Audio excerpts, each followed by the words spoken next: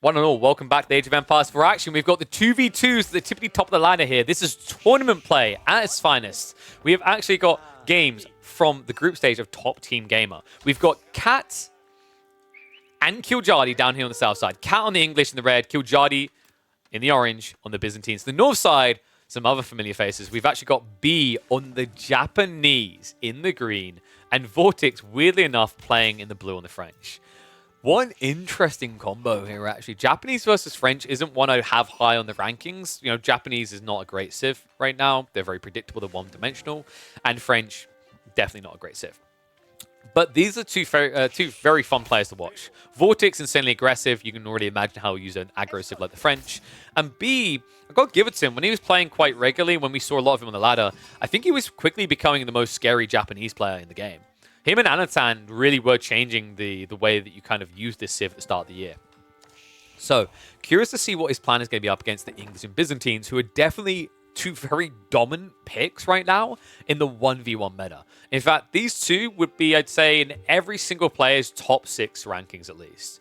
These two would be in most, if not all players' bottom 8 rankings, right? I'm trying to be fair to Japanese here, because although the Japanese are predictable and one-dimensional in the build they do, the fast castle build is quite strong.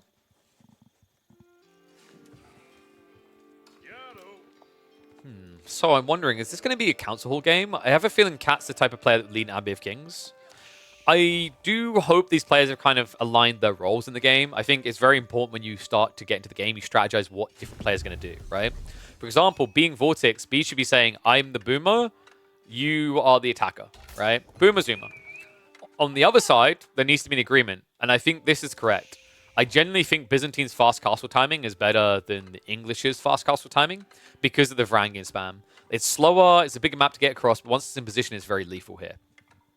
I am wondering if instead, though, and I kind of like this even more, Cat and Kiljadi just both send it in Feudal Age. Because that would be a lot stronger, right? If you think about it, you can get Longbows together, and you can also get, I'd say, Keshiks and Limitane should be good enough to buffer away the Northside team. Like, I'm not really sure what the answer for Vortex and B would be to Keshik Limitane spam. Yeah, that's actually an interesting thought. Oh, I just remembered, we need to switch the UI around, don't we? There we go. Now they're on the correct sides. I was just thinking, actually, like, do Keshiks work better in more team games than the other two contracts? I think so.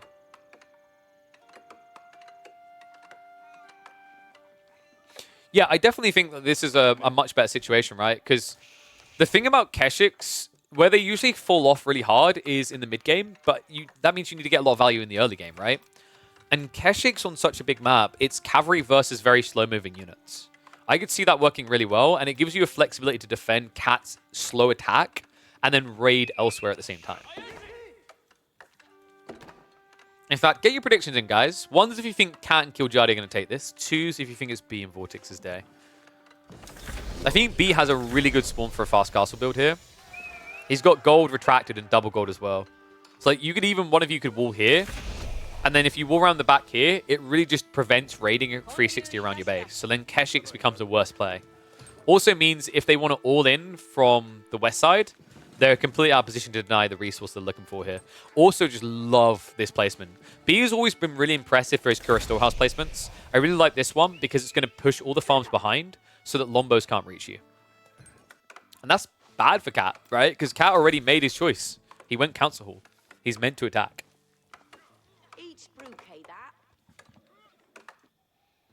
Biz made trade post marks? Dude, do you know how far away that is? If he spawned next to it, sure, maybe. He could have got some Magna. He could have got Magna Desert Raiders. Actually, Desert Raiders is kind of sick here, right? Desert Raiders against French Knights would have been huge. The other options on the other one would have been Chuganu or Elephants. Yeah, not great options type game. I feel like you want Sipahi. Even against French Knights, Sipahi can feel quite nice because they can raid. You could also go for French Knights yourself. Maybe the Desert Raider could have been nice, though.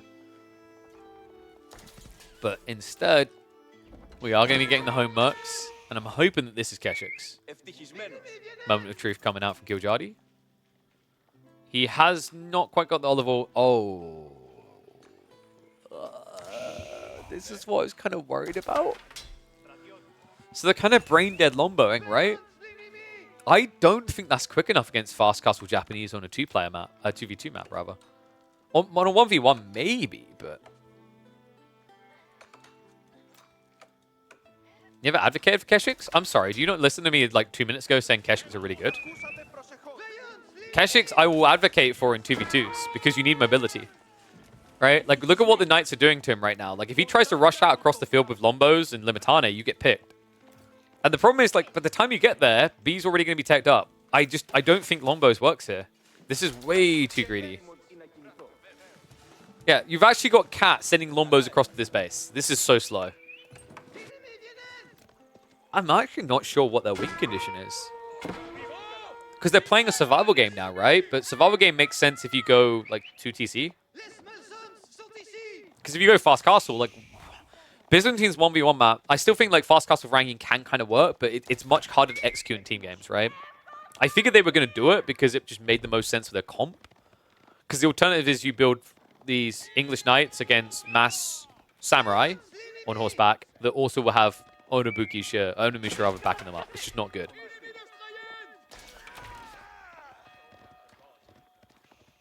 No, this is not Fast Castle. This is not all in.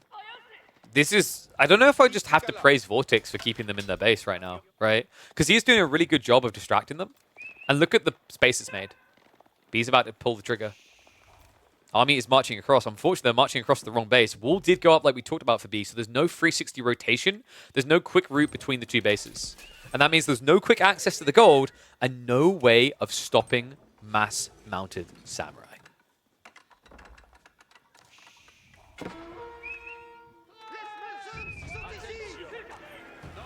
And this just doesn't feel fast enough. They need blacksmith techs as well. They need him quite fast here. Gold is being gathered right now by Kiljadi. I don't know if this is a feigned assault into attack, but you've got very limited options for attack. Vortex is out on the deer. That could be a sure sign for targeting here, but unfortunately, Vortex quick on the pull away. And this is the worry, right? Like, we talked about this. When you spawn all these these slow-moving units, rather, what happens in the other game? This. They can't get reinforcements across. Now, normally against like a Knight spamming Civ with a more greedy Civ as a teammate, right? Some like Abbasids or maybe English going multi-TC or Chinese. This type of timing could work with mass Longbows. I think against the Japanese, though, it falls apart. And wow, it's not even going to be the Mounted Samurai, which could have raided very easily, by the way. It's going to be mass Samurai. That's kind of wild. I did not anticipate that. I guess the thought process here for B, and it's really smart, is that his gold's going to get denied quickly. So he needs to be cost efficient with it, and he needs enough troops that can defend a direct fight. And your opponent already has Limitane, 7 of them, so you need at least 7 Mount Samurai. That's a heavy haul of gold. Way too much, in fact. That's over 700 gold, for goodness sake. And there might be 15 spears, but not 15 spears here on the dive. Needs to get those upgrades in ASAP. Only has Hardened Samurai right now. B. Kind of weird. It feels like he's struggling on the gold. And now mass migration north side. Mistakes made here. Oh, this is where B not walling the north side is going to punish him.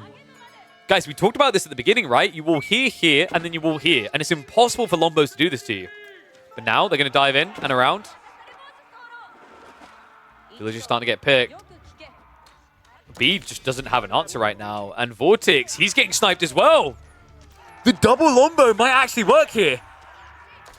4 villagers down. They're hemorrhaging.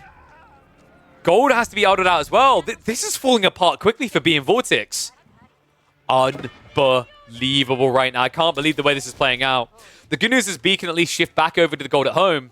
The bad news is there's more and more Longbows coming, and you don't have an answer right now.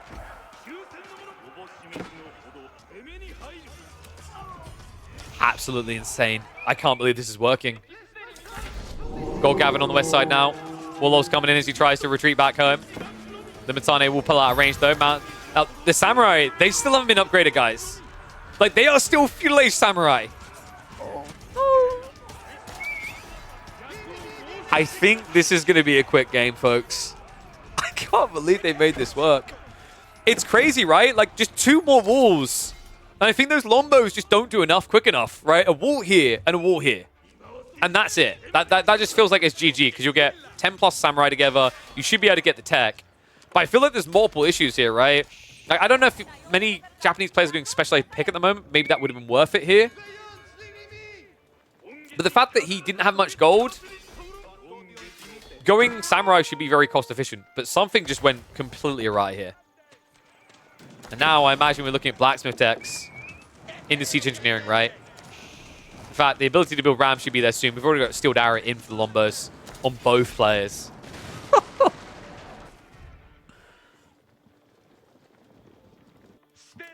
Vortex just hiding on the flanks, trying to get the food together to try and get them back in this game. But I think it's becoming more and more undeniable now.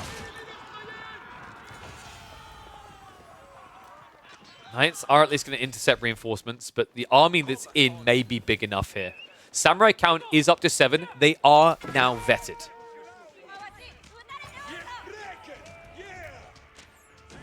I'm standing by my guns here, Philosbodo. Longbows are bad if your opponent builds the walls to block you from accessing the resources. I will not be slandered by an NA gamer. Only Faye gets to do that.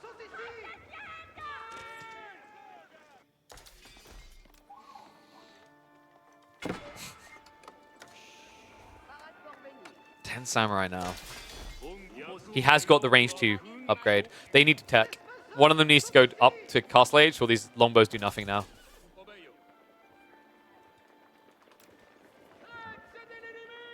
They're having problems now finding their way around the base, right? We did talk about the 360 rotation denial.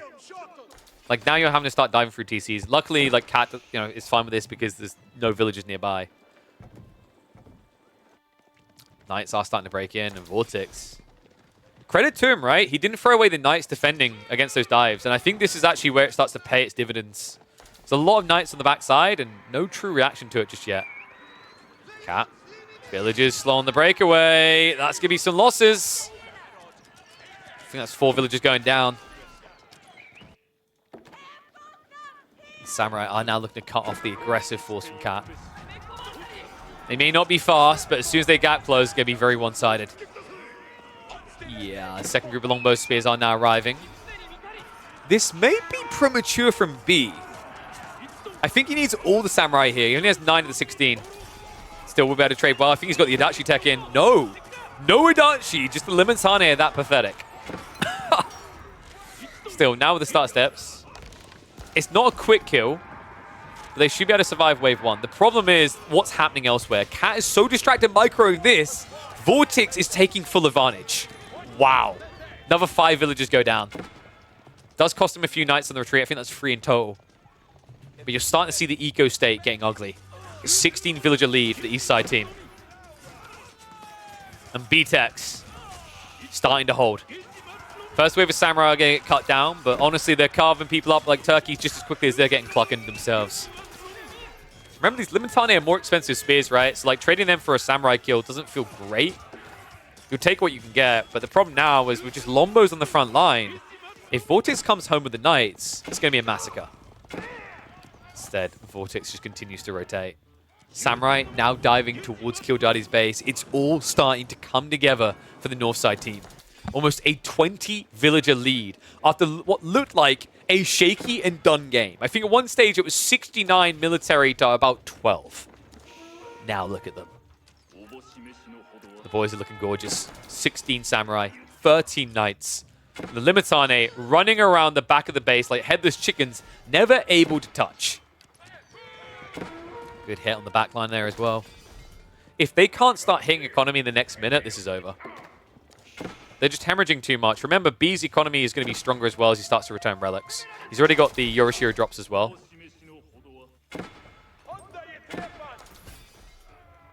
Numbers are at least now marching north. Samurai are into the wood line though, and more losses there for Kildadi as well. Backstab coming in is not going to be effective. Samurai have scouted it out. Will be chased down. Meanwhile, hit onto the deer a little bit too late. Vortex, his knights give him the early warning to get away. But I think Kildadi is just losing too much here. Like, if we check Kildadi specifically, Eco is down to 26. Right? Like, you can see how much he's struggling in this game. Farms are fully idle. He's not got new troops coming. He's the only answer as well to knights, right? Cat with 50 longbows. I don't think he's going to be able to do enough anymore. Because if the Limitane are removed, you have no answer to the 17 knights that have been scaled into. Damn, what a turnaround. This was a scary game, man. Killjardy and Cat, they almost threaded the needle perfectly. It's not an easy one to thread either. That lack of wall looked like it was going to actually cost B and Vortex dearly, but great adjustment on the wide spread of the map, understanding that Longbows are going to be slow to check those flanks. And of course, when you build Longbows, you get more paranoid about splitting them up because you hemorrhage them so easily, right? Like if you get caught out with 6 Longbows by one knight, GG. I think this is just them processing the loss now.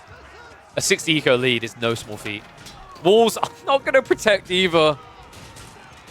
And that is the defensive force dead. I feel like this is where you just wave the white flag. Body blocks coming in. Great micro there by Vortex to just maximize the pain. And no room in this inn for Cat's little villages. This kitty's going to get put down.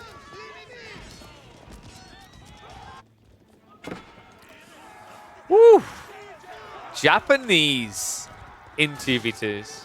This was a really cool timing. Was surprised by Nomad Samurai, but they made the Samurai work. B and Vortex able to bring it together. Can Killjardy, the all-in timing.